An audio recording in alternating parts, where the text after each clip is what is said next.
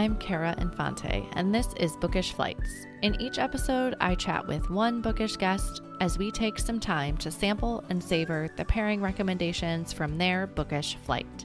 We hope to give you suggestions to cultivate your TBR list and nurture your leisure time through books. On today's episode, I am chatting with Brett Crozier. Brett grew up in California and graduated from the United States Naval Academy. He embarked on a 30-year career in the Navy, flying dozens of combat missions over Iraq and leading at the highest levels of operational command.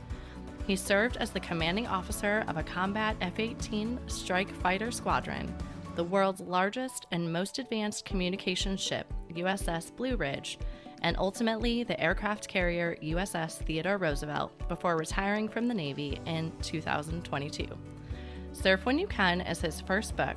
I am beyond excited to have him on the show today, as the USS Theodore Roosevelt has a special connection with our family as well. Welcome to the show, Brett.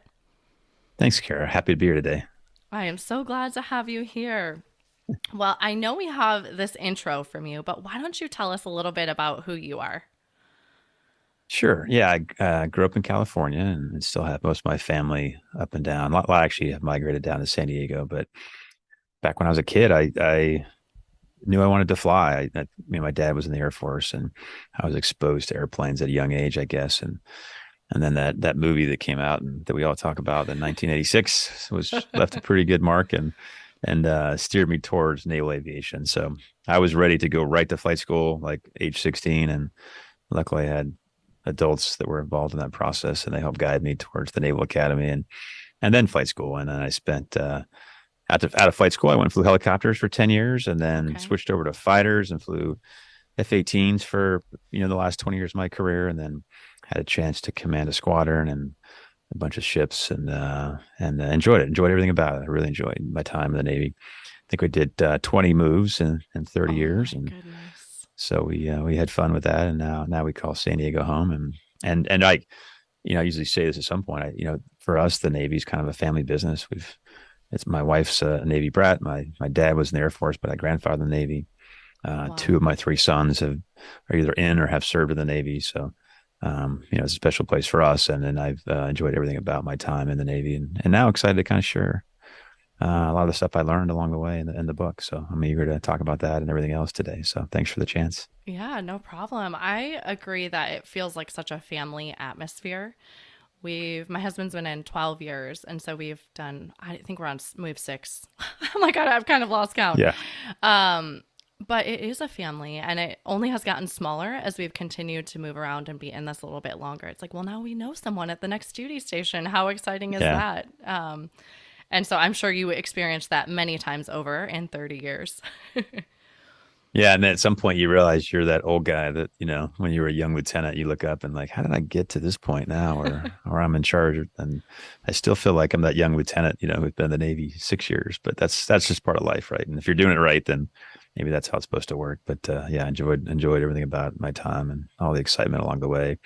And the family, it's a challenge, as you know, firsthand. It's a challenge for the family, but it's also very rewarding because you get to live all over the world and you get to experience all these amazing adventures and see different places and meet different people. And I really enjoyed it. Yeah, I think I always tell people we're a family of 5, and I'm like, I don't think we would be able to afford to do the amount of travel that we have done without the Navy, right? Moving us around, and then we go to a different location and we can explore that whole area that is around the duty station that we're at. Yeah, you can totally immerse yourself in the culture. And yeah, I agree. We still love to travel and certainly never travel as much as we'd like, but I like to think in the Navy, we kind of got to travel a little bit more than most and like the opportunity to truly live overseas and live in a foreign culture was pretty fun for us. We lived in Italy and then Japan, and yeah, really liked it. So looking forward to even going back to some of those places now that I'm out of the military, and ideally with more free time and then a chance to really explore a little bit more. But Yeah. it's fun. It's a fun adventure. Yeah, absolutely. I laughed when you were talking about that movie that came out in 1986 because my boys have now seen that, and they're 7 and 3. Yes, and we screened the movie for my 3-year-old. Don't worry. But that's all they talk about wanting to be as a pilot. Yeah. So, Well, I mean, I think just like books, I mean, movies could be very influential because it just, if you're the right age and it connects you in a certain way, you'll never forget. And I remember the movie when I saw that movie, and I meant just like I remember books that I read that were very impactful, and it just lets kind of just plants a seed that leads to certain adventures and paths in your life, maybe. yeah. Yeah, we'll see what happens with them as they get older. Yeah. One of my questions for you, actually, and since we're talking about family, I feel like this is perfect timing, was for us that are still in the military, maybe, is there one piece of advice you would share, as far as the family unit that's moving around? Yeah, I think you travel so much and you move so much, and the job demands a lot of everybody. And we're really good at planning military operations, and we're really good at you know the ship deployments and the squadron deployments.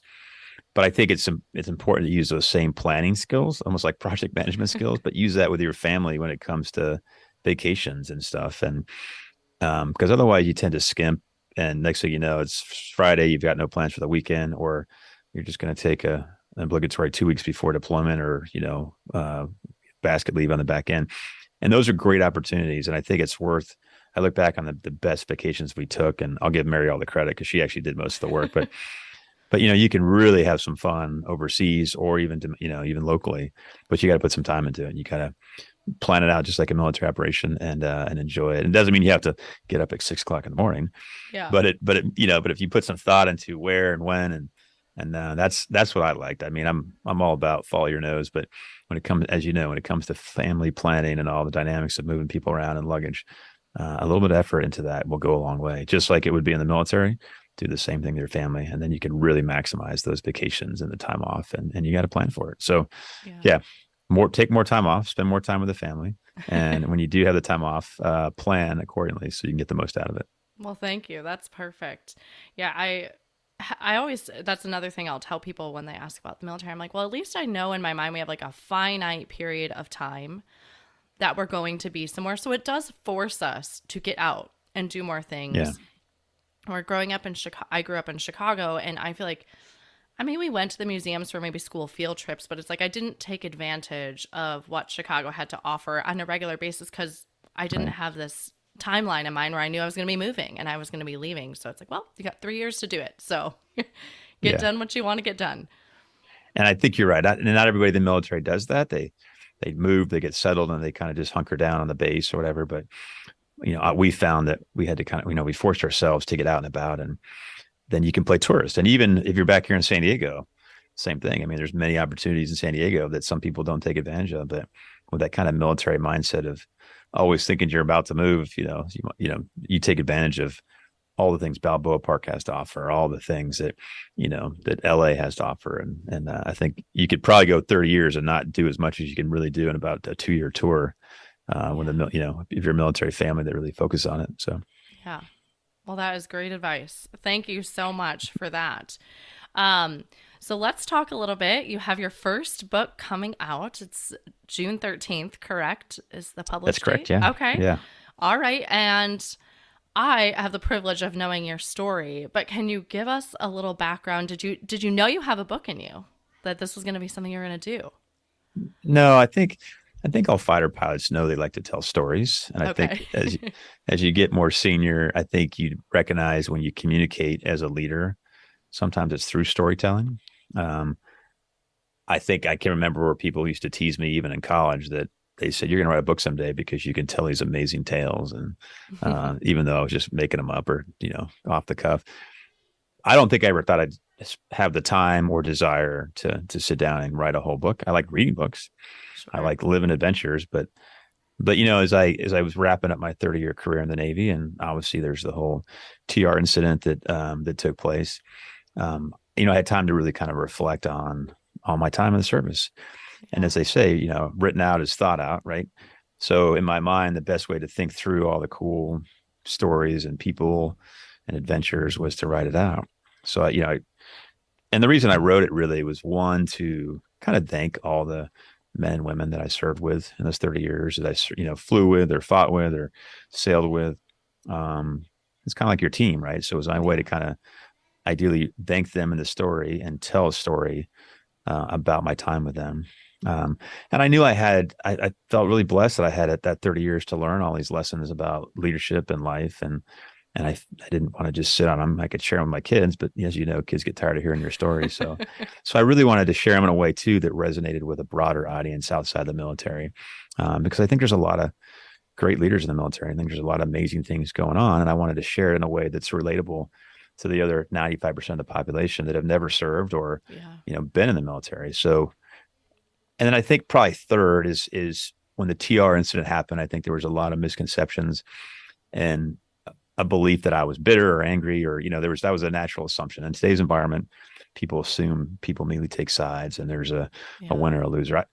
Nothing's that clear, nothing's that black and white. I made the decisions I did because I was trying to take care of my sailors, and at the end of the day, the Navy took good care of me. I mean, Yeah. whether I stayed in command or not, that's a different reason for that kind of decision. But I'm still okay with my decision, and the Navy took care of me and the family. And, I came back to San Diego, I had a great job. I continued to fly fighters till the very end. And I have no regrets. Wow. I mean, I wouldn't do anything differently. And I felt like the Navy, took care of me to the end, and my family as well, which is, with two sons that then joined and served in the Navy, obviously, like I said at the beginning, it's a family business for us. So there is no bitterness, and it's just, people make decisions for the reasons they think are important. And I just wanted people to know that that's why I did it. And I'm okay with that. And I'm okay in the end. There's absolutely no bitterness. I still love my time in. And if I was that young 16-year-old when the movie came out called Top Gun, I ideally would do exactly what I did and make, Yeah. make no different decisions. Yeah. As far as, talking about leaders, and for anyone that is leaders, is there any advice that you would give them after like looking back at your 30 years? I think one, as a leader, you've got to be disciplined. You have to be tough on yourself. I mean, Yeah. you have to work hard, but you have to have a good balance with your family. But be disciplined with yourself, but be gentle with others, right? Or be kind with others. And it doesn't mean you baby people. It doesn't mean you don't have a standard. It doesn't mean you inspire people and you set goals to achieve whatever it is. And this is not just military. This is true in Yeah. corporate world or nonprofit world, or, probably even in your classroom if you're a teacher. You can be hard on yourself, but it doesn't mean you have to be hard on everybody else. You can still be gentle and kind with people. So I guess if there's one lesson, it's kind of what I say in one of my chapters, like, when in doubt, be kind. Yeah. You won't regret it. You're already, in most cases, when you have those decisions, you're a leader that already has a lot of authority and a lot of, power, as it will. But there's no reason to have to be mean or be a jerk. Like, there's just nothing gained by it. Yeah. And if you really are trying to lead people, sometimes a little bit of kindness will inspire them, motivate them, and you'll get better results, which is really what you're after. You're trying to inspire and get the most out of your team. And I think sometimes, the golden rule of lead others how you want to be led applies Yeah. to life, no matter where you serve and where you lead. I can imagine that the culture you would create with kindness is a lot better than the Yeah, it's just a opposite. more pleasant way, right? Yeah. Yeah, I agree. I Yeah. agree. I actually read this book and I thought even there were so many principles in your book that I could apply to even my family life. Like the chapter on focus on the closest alligators. Like I literally am doing that all day long with my children. Yeah, yeah, yeah, So don't think, listeners out there, if you're listening to this, like you need to be associated with the military to read this book. I felt like there was so much relatable, and the tenets of your book were relatable to all assets or all parts of my life, including me as a mom and how I'm yeah, just managing my family. So, yeah. I tried to tell the stories through very relatable topics, but also through the people I met, and sometimes they were in the military, sometimes they weren't. But I think it's those interactions, right? The relationship you have in life doesn't have to be with the military, but that's really what was the foundation of everything I learned, were the people I met along the way, yeah. whether they were in the service or out of the service. And yeah, I try to write it again for a pretty broad audience. I've got a lot of younger nieces and nephews, and I'm like, even they, I hope, understand it and would appreciate it, as well as my dad, who's loves military books and all the Tom Clancy books. I'm like, I know he will appreciate some of the more technical aspects, but um, so we'll see. We'll see if it goes from my 8-year-old, niece to my father. But so far they like it, so they have read most of it. So that's the Yeah. good news. Yeah. And I thought, even as a military spouse, my husband is in the medical side of the military. And so we had the TR was our first experience with ship life. And I was like, I wish I would have been able to read this book before he went on the ship, because just the way that you talk about what is expected of the military member gave me such an appreciation why, in that moment, family might not be number one, right? What is being asked of you Yeah. on the mission? I thought that was huge. And I was like, this would have been so helpful. I think any spouse that is attached to someone that is in the ship life, I think reading that would be make a Good. Thank huge you. impact, just to again have that understanding of they have a job they're being asked to do, and that might mean we're going to take a back burner for the next few hours, but that's okay. That doesn't mean they're like we're on the back burner for Yeah. life. It's just the mission that Yeah. they're asked to complete. Yeah. We ask a lot in some high risk environments, and I guarantee, a spouse and family, you want your son or daughter to be focused on that mission at the time. You don't want them Mm-hmm. distracted by anything, because that's for their own safety and well-being and success of the mission. But it isn't all the time. You're right. There's, you need to focus when you have to, and then know you can spend time with your family when you can. I think it's an important balance. That's the Yeah. title. Surf When You Can is all about Yeah. that life work balance, right? Family and work. And Yeah, and that story about, I hope you don't mind, I'll give a what that story about Thanksgiving when you guys were off the coast of oh, right. California, Yeah. and how you were like, well, maybe we could go closer to shore and then they could call their families. That part brought me to tears, because I'm like, just the fact that leadership would recognize that, how special that would be for us to receive that call. I was like, oh my Yeah. goodness. I was crying over the book. My son's like, are you okay? I'm like, yeah, I'm fine. But I could just That's feel the emotions of how special that would have been. Yeah, no, it was a good moment. I remember that. Yeah, it was nice to be able to do that for the crew, and know that we could connect with the families, because we had been so busy, and we were about to go back out and be busy for a couple more weeks, right over the holidays. So it was fun to have the opportunity to really kind of thank the families that were out there on Thanksgiving Day, right? Yeah. Without their loved ones. So, Yeah, well, that that's was good. I so appreciate cool. the feedback. Yeah. And then how long did it take you to write the book? Uh, Well, for those that have written books, there's like 1,000 versions, right? Like you start and you think you got it, and then and that's okay. I used to talk with the editors and the team, and I said, I always said, steel sharpens steel. Like, I understand, and there's, as much as I put my heart and soul into it, I know there's you guys are going to see it differently, and I need that Sure. feedback.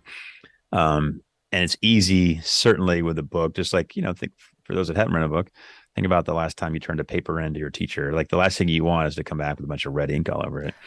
However, there is a business aspect to it, meaning that they're going to give you feedback on it in a way that they think it'll be more relatable. So I enjoyed that kind of teamwork, to be honest, with I had a writing coach, had editors, folks that kind of help you along the way. And they really help refine it. And that was almost as enjoyable as just sitting down and typing out, stories. It was the discussions and the interactions and the feedback, and, hey, what do you think about if we move this story here? And so in the end, and I wouldn't say it's totally different what you think, but your initial thought when you go in to write a book, I guarantee, is probably going to be different than what the book really looks like at the end. But in a good way, it's going to be better. It's going to be Yeah. refined. And, the whole idea, again, steel sharpens steel. You need that feedback and mechanism to get feedback, and then you can make sure your product ends. So I enjoyed it. And, I was a math major and an engineer at heart. So, I like to look at things very analytically. And, it's a skill you don't, no one sits down and writes a book unless you're a professional author. It can be very intimidating. It can be something that seems like a stretch for anybody unless you've done it a bunch of times. But just like they say, how do you eat an elephant? Well, you eat an elephant one bite at a time. It's the same way you write a book. Yeah. You don't have to sit down and write a chapter. You don't have to sit down and do anything, but the act of sitting down and thinking about the stories you want to tell and outlining it all out, that's always a positive step. And it takes a lot of those little bites of the elephant, a lot of little steps, and then eventually things start flowing. And if you sit down and it's not a good day to write, then it's not a good day to write. You go do other stuff. And so Yeah. I don't know if I could have done it if it was a full-time job. Like, that's a lot of pressure. And Mm-hmm. I did it on the side of other jobs, my current work with nonprofit world. And so that was an easier balance, because then I did totally just separate myself from the book. And I spent a lot of time surfing, thinking about the book and thinking about stories. And I'd come back and maybe my surfing would inspire me to write a couple more chapters or stories. Yeah. But it's good. In the end, it's funny. You feel like you've read it so many times, and then you read it again. You're like, oh, that's right. That does flow better than I thought. Or sometimes you forget how you wind up your stories and to make your point. But it's fun. It's a fun process. Yeah. and challenging and frustrating and all that. But in the end, when you're at the end and you're on this side of it, yeah, you feel like you've climbed the mountain and you're excited now to kind of share it with people.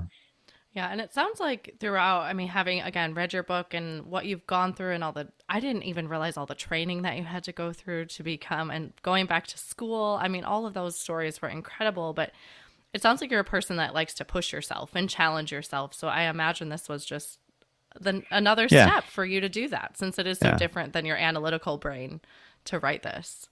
Yeah. And you know, and obviously the TR episode presented this opportunity, gave me a little bit of a platform to write stories and maybe people would bother to pick up at first draft that otherwise wouldn't have. But you know, it was very clear from the beginning this is going to be a book about all the positive things about my time in the Navy. It's not a burn down the house book, right? This is not a Sure. book where I had there's no bitterness and I didn't want that, you know, to come across. And so I had to be kind of clear at the beginning. But yeah, it's a, you know, I knew you know, you don't always get these opportunities and when you do, you just got to make the most of it. And doing that, you learn and you grow. And that's, I think, part of life is never stop learning.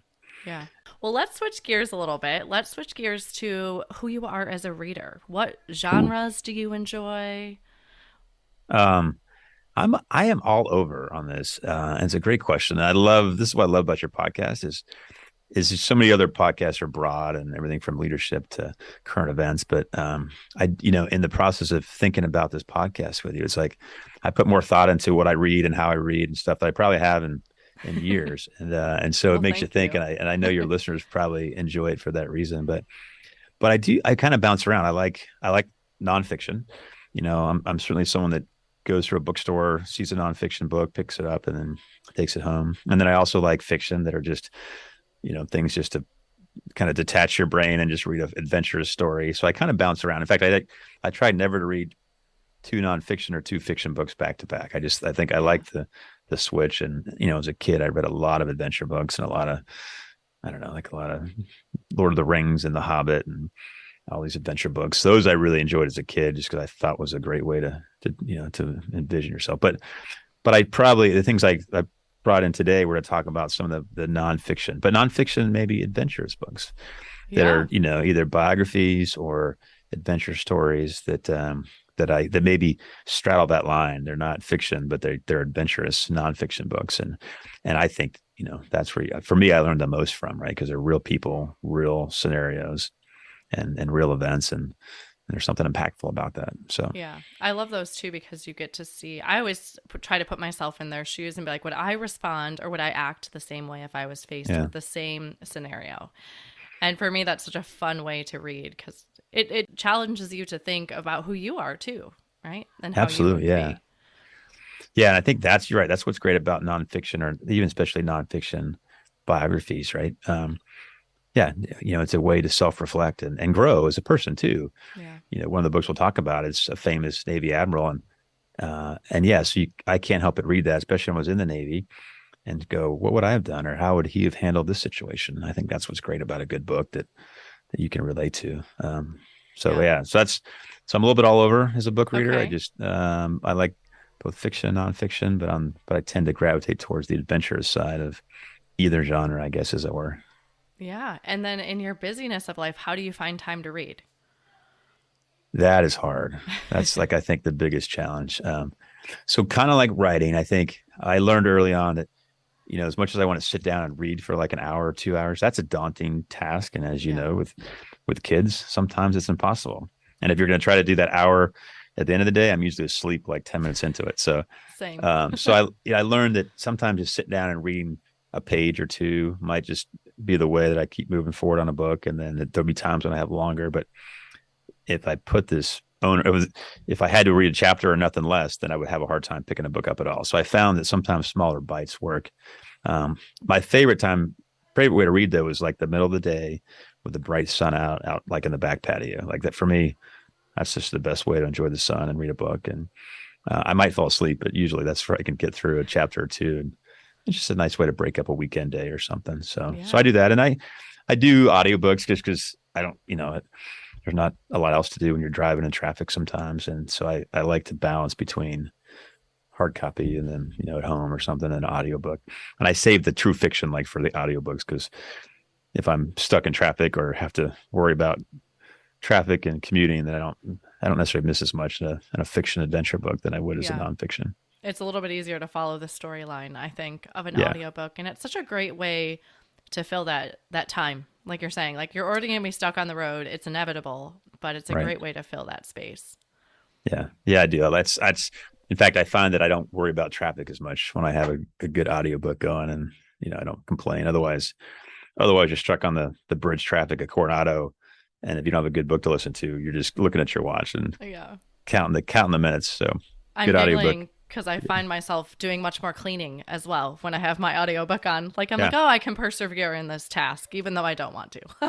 yeah, yeah. It's good. So It kind of detaches your brain a little bit. So yes, well, and you've so graciously prepared a book flight for us today of I did. books. So I'm I thought really that was like the excited. assignment. That's just like an English assignment. I was It ready. is, but we're just going to have a little chat about these books and I'm really excited to hear about your flight today. Can you tell us a little bit how they pair together? Sure. So I think, like I said, I lean towards nonfiction. So these are all nonfiction books, and definitely on the more adventurous side. Whether it's a specific event or it's a biography of someone that had an adventurous career, or it's a memorable book that I read as a young kid that maybe set me on a course in aviation. Yeah, so so all of them could be good movies. All of them could just could be fiction too, except they're not in this case. So they're written very well, Yeah. and you can't help but read them, and then you take away different things from each one. But I think I call them all on the nonfiction adventurous side with some Okay. history thrown in. Awesome. Well, what is the first book of the pairing today? All right, so my first one is Into Thin Air by John Krakauer, which is Okay. it covers like the 24-hour climb of Mount Everest back in 1996 that ended horrifically. And I think there was like 8 fatalities that particular Wow. climb. And I like to climb, and no, I haven't done Everest and probably never will after having read his book. Um, That but was it's just a enough. very, yeah, I mean, it's just a good adventurous book and takes you to a different climate, different location, and you really get a sense and understanding of what it's like to climb Mount Everest and all the challenges logistically and medically and physically. And then when things go wrong, when the weather goes wrong, and I won't spoil it for anybody, but it does go wrong, and they're stuck on the mountain. And it's interesting to listen to how different people respond to that, and how they had these competitive climbing groups, that were trying to climb the mountain. But at the end of the day, it's a good look at, I think, human character, because folks are kind of forced to join together to help each other out. And the Yeah. strong ones, like the leads that have been doing this, all kind of come together to help out the collective group. And I think I just remember that was a great takeaway, because you don't get the impression going in that's going to happen. But once all the chaos starts and people are dying, these real leaders kind of step up and help out and take care of one another. And it was collectively, not any one person could do it by themselves. There's Yeah. no Captain America. There's just strong people stepping up when they had to, and then helping save the collective group. So, um, but it's a good book. I Wow. hope you can certainly go watch the movie. I think there's a movie out, but I Okay. encourage people to read his book, because he writes in a way that is very exciting, and you just get sucked into it. And that's one I think was hard to put down when I started. Yeah, I've definitely seen this book. Is he a journalist by trade? Or Yeah, he's done a couple other big books like yeah. that on that side, Okay. and yeah, So, and I but think he was before that. I think he was more of a journalist, but the book, yeah, it resonated with me, not because I intended to climb Everest, but I like climbing. I like the idea of it. It was just the way he captured it without having to be on the mountain at yeah. altitude in the cold. But I felt like I was. That's Yeah. what a good book does. Absolutely. Well, I definitely need it's I think this has been on my TBR forever, if I'm being Yeah, honest. So yeah, I'm like, all right, but I think this would be a good, maybe even a good audiobook. We have a road trip coming up. So, yeah. It probably would be a great audiobook. okay. I'm going to have Yeah, to look depending on for who it. narrates it. So yeah. All right. Well, is there anything else you'd like to add about that book? No, I think it's an easy read. It's adventurous, and I think, yeah, I think it's a great audiobook. I think it's a good one for a sunny Sunday afternoon, or the end of the night kind of thing. But I think, to me, I think if you're going to read it, think about the characters, and think about the Yeah. how the character development, which I think is true in any good story. It's what happens to the characters and how they grow, and how they make the decisions that they do at the end. Awesome. Well, that was Into Thin Air by John Krakauer. And what's the second book of the pairing today? All right, so this one's a little slower, although historically even more exciting. It's about Admiral Nimitz, so Chester Nimitz, Okay. and it's his biography by E.B. Potter. So it's much longer. I think it's like 500 plus pages. Okay. It's definitely more on the historical side, but as a Navy guy, my grandfather served in World War II and served under Nimitz at some point. So Wow. I always kind of envisioned my grandfather as Admiral Nimitz.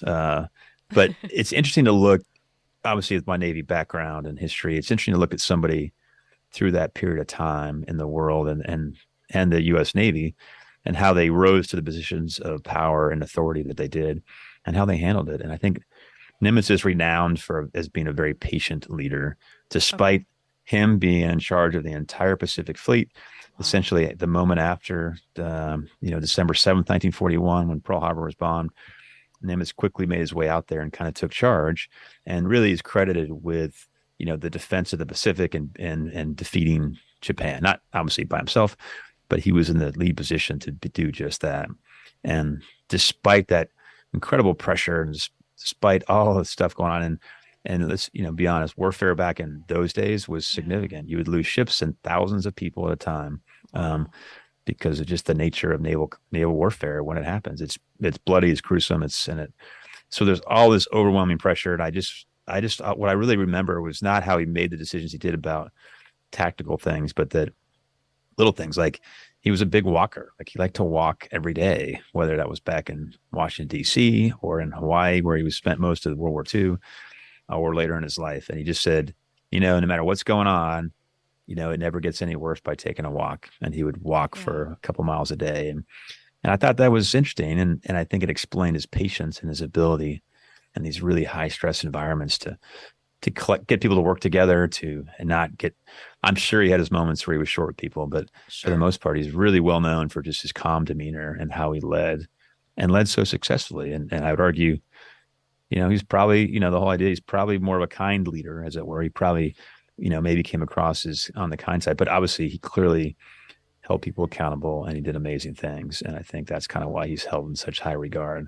So the book kind of covers his life and how he got there. But what I really remember most in the long book is how he handled that kind of command position there when he was a fleet admiral in charge of the entire Pacific.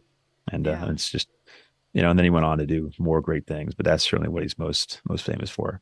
And I served on the USS Nimitz on several Okay. deployments. So I just felt like I at least had to know the namesake and how, why who he was. And you don't go through the Naval Academy or go through any naval history class without learning about Nimitz. So Yeah. I feel like I want to know a little bit more about him. So anyone that likes to study World War II history, study some of the folks in charge at the time, I think it's a great book. Yeah. And I was thinking, even as like on the other end, just even driving around the military base, right? You'll see Nimitz Boulevard or Nimitz, it's like Right. it's such a popular name. And be honest, I don't really know a lot about his history. So I think this would be fascinating. And I love reading books like this, these historical biographies, to see what made people tick Yeah. and how they got to be where they were, right? Because does it start with his early life, even before he was in the military? It does. Yeah. Okay. I mean, so you get a glimpse of that. And you're right. He grew up in Fredericksburg, Texas, of all places. Okay. And there's a hotel there and now renowned for the birthplace and the boyhood of Nimitz. So Sure. of all places for a Navy guy to grow up, it's this random part I think it's near Austin. Okay. And it's a small little Texas town. So it's interesting to know his German roots and his background and how his family got there and then beyond. But a good portion is certainly focused on his later years. Yeah. But it makes you, that's what I like about biographies, because you get to understand how they got from childhood to adulthood and how they were successful. And not that everyone needs to be successful, or nor does everyone want to find themselves in the position of being in charge of the entire Pacific Fleet. Sure. But you get to watch somebody that was very successful, held in high regard, and understand how he got there, maybe, and what influenced him along the way. Yeah. Yeah. Well, that's great.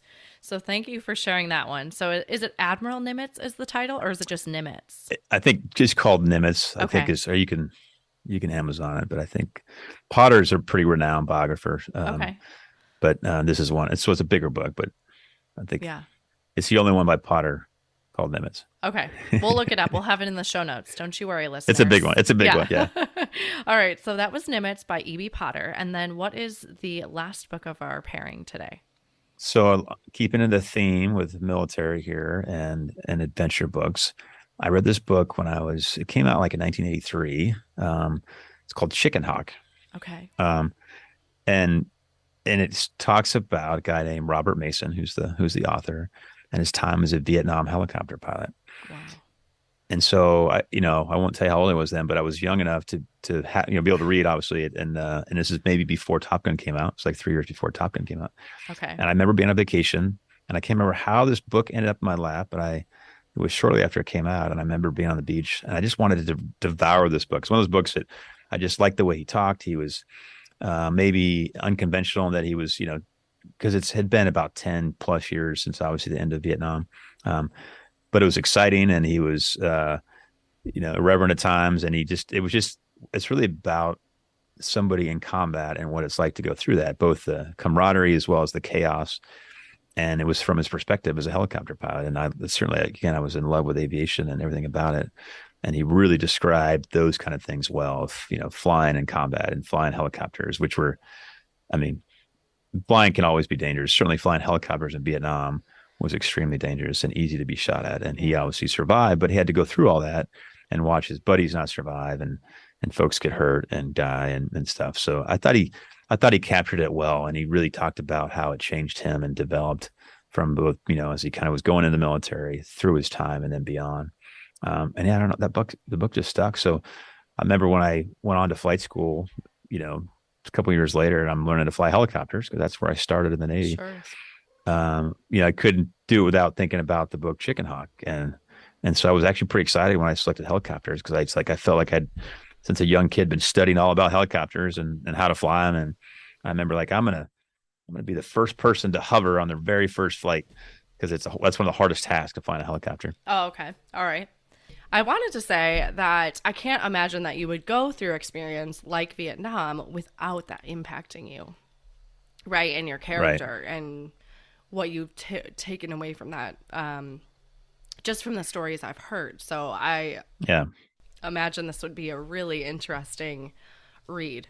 Yeah, and I don't know, for some reason that like the question is for me is like why when I was that age, maybe I was 13, 14, something like that, why was it so impactful? Because it wasn't something I was worried about. My dad, he was in the service during Vietnam, but didn't have to deploy to Vietnam. I think different too. I mean, Vietnam, of course, seems like it was eons ago. The reality wasn't that long ago in the grand scheme of things for many people. But yeah, maybe it was that. Maybe it was just the way he wrote about the transformation of himself as a helicopter pilot. Yeah. As he went through the fear and the anger and the loyalty to his shipmates or his squadron mates, as it were. And I just found it, in many ways, it was how he described that brotherhood at the time within his own squadron, faced with those incredible challenges and danger. And I think in the end, that's probably what I most took away was there is this, despite this incredible danger and you're deployed around the world doing these, scary, maybe not the right term, but, challenging things, life or death things, that it's that bond, that brotherhood, right? It's like, and that's really why as a military leader, what you're always trying to work on is building that camaraderie within an organization, because it's ultimately that's going to get people through those tough times. And he certainly leveraged that and explained that and wrote about it well, I think. And I think for him, certainly it was cathartic because he needed to write, he needed to write to get through that. And I think he wrote a subsequent book that I have not read. I should, but a couple of years later, he wrote another book about it was like Chicken Hawk Part 2 of what it was like 10 years later, and how he had transitioned and transformed and where he was in life. And, it kind of planted the seeds for me, watered the seeds from my dad being in the Air Force when I was a young kid to wanted to be in aviation my whole life as a young kid to reading this book about helicopter flying, which made flying helicopters for me even more exciting. And then, maybe Top Gun was really the icing on the cake, as it were, that made me determine that I wanted to go fly in the Navy. So, but that's what good books and movies will do, I guess. Yeah, they'll inspire you for sure. So that was Chicken Hawk by Robert Mason. And then you have also given us a dessert pairing today, which is awesome. So where are we going with that one? So same idea, a very adventurous book, and it's set back in like the early 1900s. And it's about a character transformation, but this one's about the transformation of a dog called Buck, and it's called, as everybody knows, Call of the Wild with by Jack London. Yeah. And my connection, of course, is that I grew up in Northern California, and that's where Jack London spent a good portion of his life in and around the Bay Oh, Area. okay. I And didn't so know there's that. like so right outside, right my house, we had Jack London State Park. We Hmm. had the Wolf Mansion, which is now just a foundation because it burnt down, I think, before he ever moved into it. But there's this massive Wolf Wow. Mansion that you can hike to and kind of walk around Jack London State Park. And so I always felt a connection to Jack London just because he was from the area. He was obviously talked about quite a bit, and he wrote both fiction and nonfiction adventure books. From Call of the Wild to White Fang to the what's the Travels of the Snark, which is him sailing across the Pacific. Okay. But Call of the Wild is one. One, I love dogs, and this big dog Buck in the story. For those that haven't seen the movie or haven't read it in a while, obviously it's really about the transformation of this dog that goes from this really nice life where he's kind of pampered to the chaotic Yukon frontier, and he has to fight for his, to survive, and so there's a transformation piece there. So I think everybody should, like I said, read. You still need to read fiction, and it's okay to read books you might have read when you're a young kid. I bet they mean something to you different as you read them later in life. And I think Jack London's just a phenomenal writer. I think he really figured out how to tell adventure stories like no one else has. Yeah. I've loved going back and reading the classics because when I read them for school, I felt like they were an assignment. So it wasn't maybe always enjoyable to read them, right? Right. Because you're like, I just need to write the paper. I just need to do the book report or take this test on this book. And so I've loved going back now. And that's what I actually try to like parse into my reading life is add a classic every Yeah. couple books. 'Cause sometimes they take a little bit more brain power to read, right? And Right. the dialogue or the context of the story might be a little bit different, but it's and it hits me differently as an adult too because I think I've had different experiences now where as Yeah. a younger kid I might not have even understood all of the story just because of the lack of life experience. Yeah. I think you're right. It's hard too if you're limited in your time to read, and it's sometimes hard to justify going back to read an old classic. But again, you learn something different. You look at it with a different perspective, and you learn something that you might not have learned when you were reading it, just to be able to answer the essay question on the test the next day. Awesome. So that was Call of the Wild by Jack London. How I like to end our show is called our bonus pairings, which are just Okay. a speed round of questions. And so you can answer these really quick. So this Okay. first one I'm going to change because you've already answered this about your favorite place to read. You've kind of told us that. Unless Okay. it's Yeah. different than your back porch.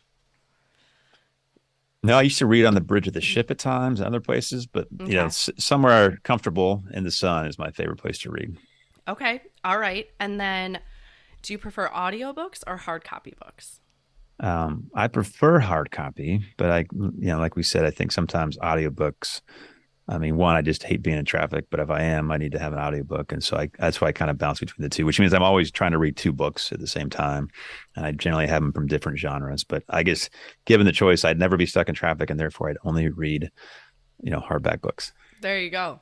All right. And then what is one book that you have read that has changed your life? Well, I guess Chicken Hawk in a way because it planted the seed. Change your life is such a high bar for a book. They all do in some way, or they Yeah. shape you in some way. And at different periods of your life, I can imagine Yeah. too. So I don't know. That's why I remember Chicken Hawk so much, and I remember the other ones when I Okay. read them. Um, what I really remember reading a lot, to be honest, and also reading to my kids was The Hobbit, um, Love which is it. totally on the other side of the spectrum from nonfiction. But But it's still an one, I just thought it adventure was story.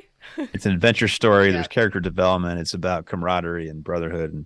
And I had with three young boys, I knew that was always, that was just an entertaining story. And I used to read portions of it, or I would sometimes just try to recite the story from memory, like tell it in my own words. And they, Love it. for a while, I think they were excited that I could tell these incredible stories, only to realize later that I was just reciting a book I had read from, an author that's obviously a little more famous than most. But Yes. so I don't know if it changed my life. I just think it was a book that really was adventurous, enjoyable, allowed me to connect with the kids, and it's a fun story, which I think all books should be fun. Yeah. And then are you a rereader? A couple of those books. I mean, the Jack, Call of the Wild and White Fang and all the Jack London books. I reread those occasionally. I've reread The Hobbit and some of the Tolkien books for different reasons. Otherwise, I don't always go back. Like if it's a good book, I'll remember it, and I don't feel the need to go back and reread it. And if it's not a good book, I'll forget it, and generally not need to pick it Yeah. up. Um, Certainly more on a nonfiction, like a leadership book or a business book. There might be things in there that I'll highlight, annotate, and want to go back and think about. But that's different. Those are almost like I don't know, they're educational books, I guess, right? Sure. They're and some of those I'll reread for different reasons. But from a story perspective, there's a couple I reread, but most I don't. Most I think if it was good the first time, I'll remember it and maybe come back. But if it's not good, I won't definitely won't go back and try again. Yeah. Yeah. Life is busy enough. Right, right. And then last question here. What are you reading next? Well, let's see. I guess I have two books. I'm reading The Nudge, or I think it's Okay. called Nudge, and it's it's it's really about choice architecture. So it's been written. I think this is like the third or fourth edition. What are the names? Like Thaler and Sunstein, and it's an educational book about how we can influence decisions by society or people based on how we set things up. So the idea Wow. being, Okay. if you're going to the cafeteria or you're setting up your cafeteria line and you want kids to choose more fruit and vegetables, well then Hmm. put the fruit and vegetables up front. Don't Okay. make it at the end of the line, and then because by the time they get there, they picked everything else out. So it's little Sure. things like that. It's how you influence decisions, politically or socially. It's so I think there's something very educational about it, and they've written. It's easy to read. It's kind of like a Gladwell type book, but I like that one. And then I just finished today. Actually, it's my audiobook, which is it's called Bad Karma, Okay. and it's by Paul Wilson. I think is the name, Paul Wilson. Okay. So the reason I didn't buy it, but it was for sale at one of the Coronado surf shops. And it's about this adventurous surfing expedition, 30, 40 years ago to Mexico. And it's this is a true story based on guys that lived in Coronado. And they basically Wow. had a VW bus and they drove through, or they maybe actually, it might have been an IB at the time. And they had this big house they all lived in so they could surf. And they got on their VW bus. And then over the course of 5 weeks, had this incredible adventure. Then it took them in and out of prison. They met El Chapo. There was just this crazy adventure as they were looking for this perfect surf spot down south. And Wow. so anyways, I just rarely does a surf shop sell books. And so they obviously were promoting it because he was a local author. And then it's called Bad Karma. And it's certainly an adventurous story and funny too, because he's in the end he does a good job of kind of talking about what he's learned through all this misadventure and all the bad karma he's had by the bad decisions he made. But it's Yeah. as a surfer, as somebody that likes this part of San Diego and Mexico as well, it's fun to kind of listen to it and go, oh my god, that's what an adventure that you would not today you wouldn't get away with. Like you just Yeah. in the answer he survived, as did his friends. But it's one of those books where every turn is another misstep or misadventure, and he does a good job of capturing it. So that one's called Bad Karma by Paul Wilson. All right. Well, that sounds fun because it would be relatable, like you said, to being local to Yeah. the area. So that would be fun to read. Well, thank you so much for sharing that. And then I wanted to ask you when we were talking about your book, I saw on your website that part of the proceeds of your book are going towards some nonprofit organizations as Yeah. well. Do you get to choose which ones, being the author, or how does that work? Yeah, so I just basically take proceeds from the book if it sells, and I give some portion to those, and I already have. And the ones, so on the website I list, I think I call it the cause, and I list 4 or 5 websites of nonprofits that are doing what I think are, good work. Whether it's the Surfrider Foundation helping, take care of the surf and the beach and the ocean environment, to my own nonprofit that I work at now called Veterans Village in San Diego that helps out homeless veterans in the San Diego area. There's a Okay. couple more on there. So I give portions of the proceeds to them and kind of help support them, but ideally just bring attention to them as well for those that go to the website and click on that link. And so yeah, it's because as I'm finding now that I'm out of the Navy, there's a lot you can do. You have a lot of things you can choose to Yeah. invest your time in. And I've enjoyed the book stuff and writing about the book and now talking about it. But I like being involved in the nonprofit world, particularly when you talk about taking care of veterans that are maybe down their luck. They're homeless or dealing with some of the drug problems you find in the area. Yeah. mental health problems and need some assistance. And so I find it generally pretty rewarding work, which is much like the military. We're an organization with a lot of people that are trying to find value and take care of folks, which is kind of cool, kind of like what you do in the military. So yeah. Oh, I love that. Well, listeners, you can go at surfwhenyoucan.com, correct, is the website. So you can take a look there. You can pre-order the book. It'll be out soon. I think it would be an excellent Father's Day gift. I recommended it to somebody, feel like you should get this for your husband for Father's Day. It'd be a great gift. Yeah, it'd be good. Great for that. But I thank you so much for your time today. I know it's precious, so I appreciate all that you've given me on the show. No, okay. It was a fun conversation. Like I said, it's fun to talk about what you're reading and what people are reading, because I think you learn a lot from that alone. And I think a good book can make a big impact on your life. And so it's important to think about the books you've read and what you want to read going forward. And I applaud you for bringing in folks to do just that and talk about the books they like. Yeah, well, thank you.